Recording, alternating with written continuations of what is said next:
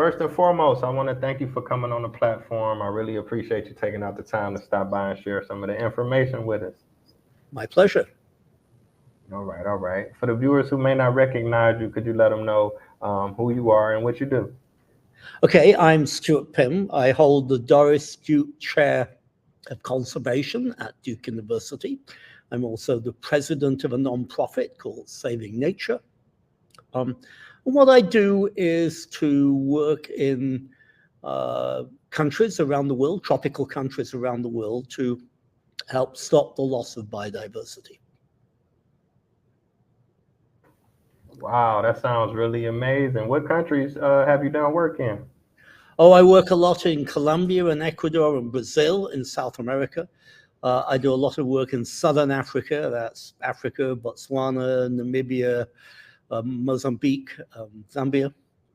And then I do quite a lot of work in China too. Wow, okay, that's very interesting. It's inspiring as well. I'm a world traveler. I've been to about 70 countries. I'm in Africa now. I'm in Ghana. I'm on the west side. You know, I've never been to West Africa. It's one part of the world I've yet to visit. Oh, okay. Wow, it's pretty cool. I think you'll like it. I'm sure I will. Definitely, definitely. Now I can ask you, when did you develop this passion for, natural science and, nature and things like that? I was very lucky when I was a kid. My parents loved to go hiking and camping.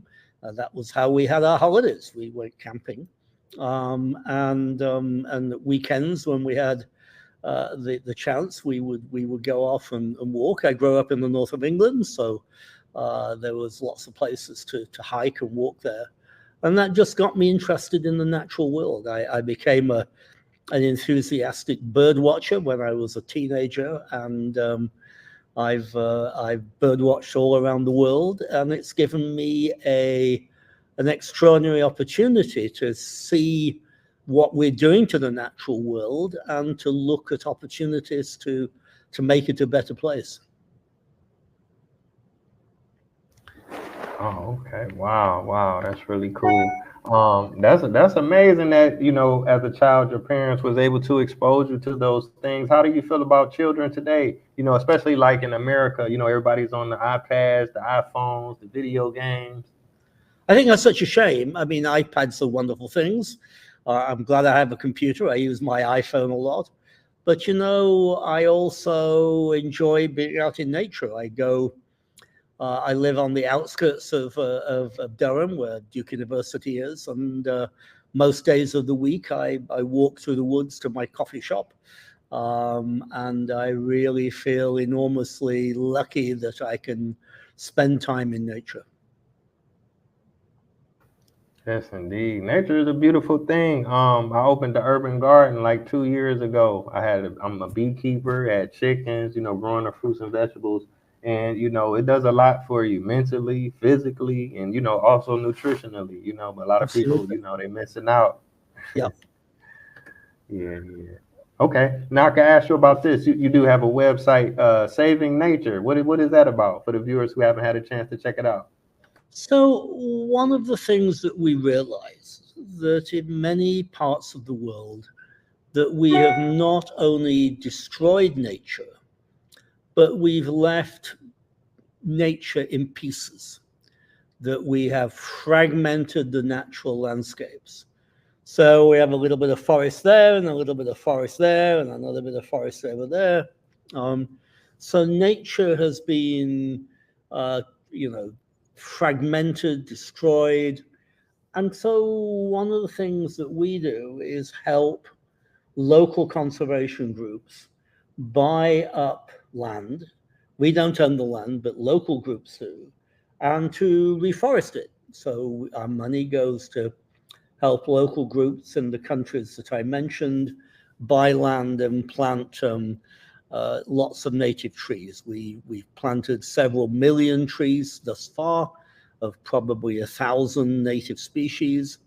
And it's a way of healing nature that allows the best, the best opportunity for the money to allow species to survive. Wow, that's really cool. That's really cool.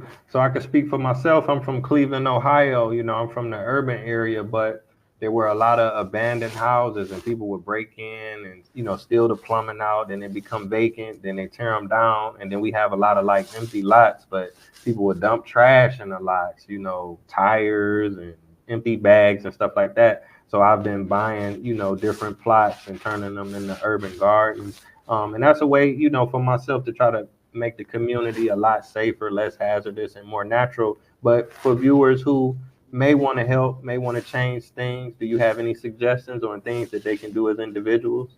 I think there's a lot of things we can do as individuals. What you've described, I think, is a good idea. But I think we can also recognize that we can heal nature. We can restore areas, which is what you seem to be doing, and what I certainly do. And we can bring our environments back to something like where they used to be. And that is very effective, but it's also, I think, really restorative in that it tells us we can treat the world better than we have. So yes, get engaged with people who are doing good local things, whether it's local in Cleveland or whether it's in Colombia or Brazil or Tanzania. Yeah, definitely, definitely. Now, can I ask you, when you engaging with people in different groups and also your students as well, is this a hard concept for them to understand, the importance of it, or do they kind of jump on and get it right away? I think people understand it. People are very quickly realize that natural areas, whether it's a city park or whether it's a rainforest in the Americas, that those are beautiful places. We as a species feel happier when we're out in nature. There's an increasing amount of research that shows that people are enjoy better health if they get out in nature. People pay a huge amount of money to live next to the ocean or next to a park or out in the countryside. Not everybody can afford to do that, but I think everybody has the chance to get out, and so we should be looking after our environments better. Yeah, yeah, definitely, definitely. I was checking out your profile, and one of the things they mention is, you talk about why species become extinct and how fast they are, going away. Why is that important, and how, can we, for example, I know like in my community, everybody when the bees come out, they get to spraying under the porch in the backyard, and they killing the bees, the mosquitoes, the lightning bugs. Why are those things important? Well, I think spraying insecticides around where you live is not a good idea. I think there are really three reasons why we should be care about nature. I call them the three E's, and as I will explain, I can spell. The first one is ethics. I think we have a moral responsibility to look after our world and to give our world to our children and our grandchildren in at least as good a condition as we got it from our parents. Um, so if we drive species to extinction, we are not being good stewards. And I think, major religions, Christians, Muslims, Hindus, Buddhists, all have a core of ideas that recognize that we need to be good stewards. We need to look after the planet that we have. The second reason is aesthetics, and I know that doesn't start with an E, but it sounds as if it does. Um, you know, in that wonderful movie, The Wizard of Oz, Dorothy says, "Oh, lions and tigers and bears, will there be wild things out there?" Wouldn't it be terrible if the answer were no? I think nature is beautiful. Everybody I've ever met is fascinated by lions and tigers and bears and whales and all the rest of nature. Um, and so I think nature inspires us, and it would be a tragedy if we destroyed it. The other reason is simply economics. Nature is really valuable to us. We are all aware that we are we are heating the planet. The planet is getting hotter and hotter and hotter, and people are beginning to die of excessive heat. People are beginning to be harmed by ever more powerful storms. There are massive fires in the West, all of those things. Well, about 10% of all the global carbon dioxide emissions comes from burning forests. And that's more than all cars and trucks combined. So we need to look after nature. Nature provides us what we call nature services or ecosystem services, technically. So nature does a lot of things for us. If we destroy forests, we're going to have an atmosphere that's going to lead to extreme weather. If we destroy rivers, they are not going to clean up for us. If we do bad things, we're not going to get the benefit of having nature. So I think there's a lot of very good, straightforward economic reasons why we should um, not destroy nature. So, you know, it's the right thing to do. It's an ethical reason. We love nature. Nature is valuable to us. Yes, it is. It's definitely valuable to us. Now, you kind of touched on it a little bit. I guess maybe the last few decades, a lot of people have been talking about global warming and Right? climate change. And, you've been seeing like electric cars or solar panels or things that appear to be environmentally friendly or friendlier. Has there been any advancement or any you know, things that can help the global warming, or have Yeah. things gotten I worse? mean, there's no doubt that technology is making a huge difference. That the amount of energy that's generated by solar, the amount of energy that is generated by wind, and the amount of energy that is saved by efficiency, those numbers are growing to the point where fossil fuels are beginning to look like, you know, fossils. They're beginning to look like relics. The people who embrace fossil fuels are yesterday's men, and I do mean mostly men. They are people with a total lack of vision who do not understand the way the world is going.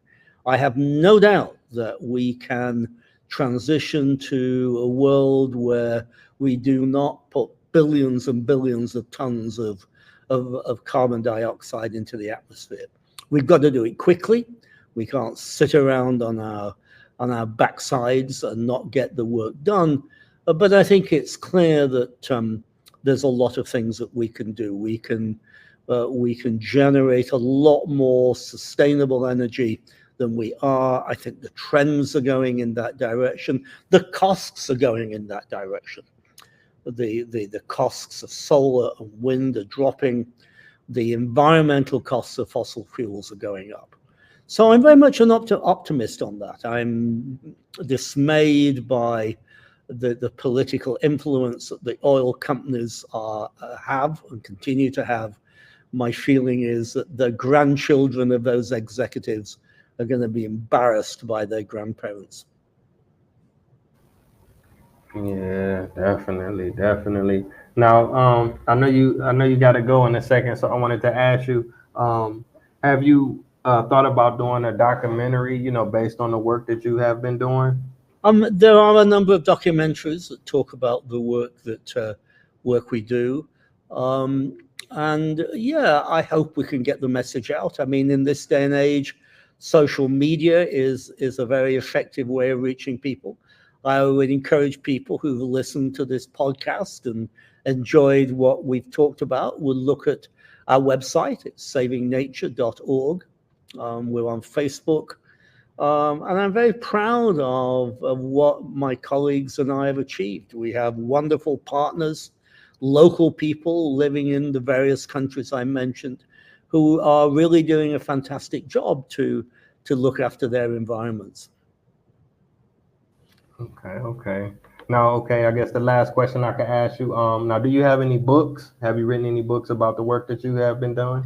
I have a book. It came out almost a decade ago. It has a very modest title. It's The World According to Pimm, a scientist audits the Earth. And my publisher came up with the title. But yes, it's an account, or it's available in paperback.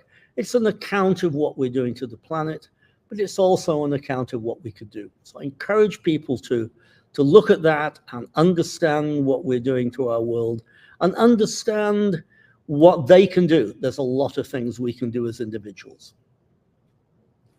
Yes, indeed. Yes, indeed. Well, I want to thank you again for coming on the platform and sharing that information. And I truly admire the work that you're doing. I hope that Thank you. more people will, join forces with you and do their part to make change for, better environment for our grandchildren and great great grandchildren. Thanks so much. You have a wonderful day, and it's been great fun being on your program. Take care. All right.